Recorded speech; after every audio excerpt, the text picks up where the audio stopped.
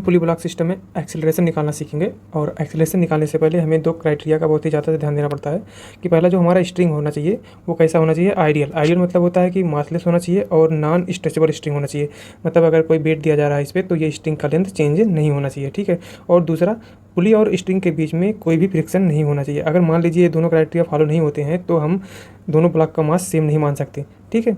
तो अब आते हैं क्वेश्चन की तरफ। ये जो हमें दिया है क्वेश्चन में कि जो m2 वेट है, m2 मास है, उस m2 मास है वो ज़्यादा है, तो यानी ये ब्लॉक नीचे की तरफ जाएगा।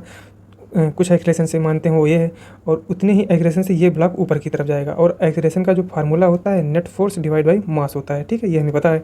अब नेट फोर्स कैसे लिखेंगे, अब ये पता है कि m2 वेट जो होता है वो हमेशा नीचे की तरफ ही लगता है, तो m2 ये भी नीचे की तरफ लग रहा है और ये भी नीचे की तरफ लग रहा है, तो ये दोनों ही स्ट्रिंग को खींच रहे हैं। अगर ये कोई एक वेट स्ट्रिंग को सपोर्ट करता है कि ऊपर की तरफ लगता है तो हम पॉजिटिव करते हैं।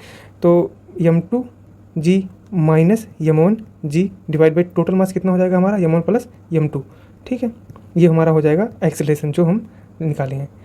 अब यहाँ आता है डाउट कि हम m1 g माइनस ही क्यों किया, प्लस क्यों नहीं किया, क्योंकि दोनों वेट ही स्ट्रिंग को खींच रहे हैं, ठीक है। ये भी नीचे की तरफ लगेगा, ये भी नीचे की तरफ लगेगा। मान लीजिए अगर ये वेट जो होता है ऊपर की तरफ किसी भी प्रकार से लगता तो हम यहाँ प्लस कर देते, लेकिन यहाँ ऐसा नहीं है, इसलिए हम माइनस किए हैं। ऐसे ही ढेरों क्वेश्चन प्रॉब्लम के लिए हमें फॉलो जरूर करें।